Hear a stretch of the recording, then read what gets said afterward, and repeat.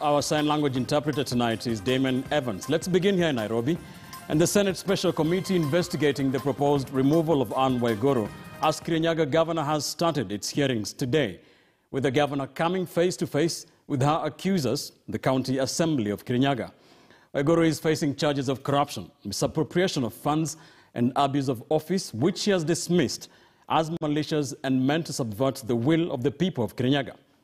Let's begin tonight with KTN senior reporter Patrick Amimo. Embattled Governor Waiguru appeared before the Senate Special Committee to defend herself against the petition seeking to kick her out of office. The Kirinyaga County Assembly says the governor has abused office through gross misconduct to the extent of usurping the roles of accounting officers and influencing the appointment of cronies to the Tender Evaluation Committee. The work that we shall do today shall go on record. This is a house of record, and our future generation shall have reference to what we did today.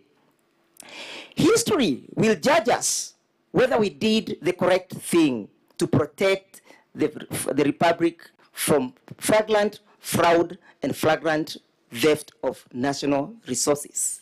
I believe it is their legitimate right and constitutional duty to impeach a governor if and when the circumstances exist to justify such an impeachment.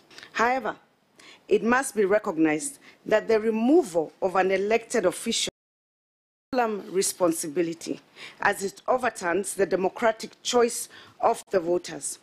In the case of Kirinyaga County, it seeks to substitute the will of over 159,000 citizens who voted for me.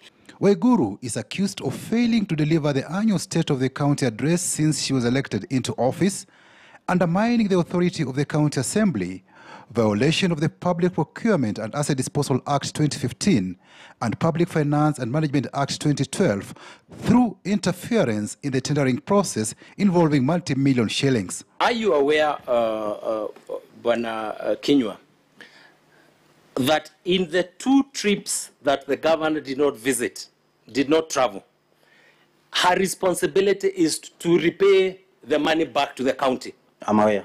And are you aware that those monies were repaid? Chair, the money may be paid, but the question is when. And how can you accrue personal benefit in terms of foreign travel allowances the first time, the second time, the third time, without making the reimbursement, Chair? Bwana Kinyo, do you understand how the process of imprest works? I understand very well. So you know that you actually collect money. If you don't use it, you reimburse, you refund it? Within a stipulated timeline. Okay, and from where you sit, the governor has never refunded that money? She has refunded some, actually, after this motion was tabled, Chair. And in fact, one of the receipts that is provided here, reimbursement was done on 17th of this month. Why are that? Therefore, translate, if there was no such a motion, the intention was to defraud the residents of Kirinyaga their funds. The County Assembly lined up at least 5 witnesses to argue their case. Question of corruption and mismanagement of public resource is a complex web. We shall be calling witnesses to show and to demonstrate to this country who are the owners of the monies that the County Assembly is rising up to defend, that Governor Waiguru's hearts were in the cookie jar.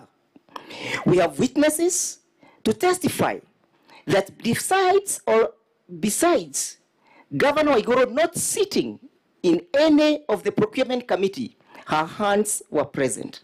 The hearing continues Wednesday, where Governor Waiguru will put her defense and be equally cross-examined by the County Assembly.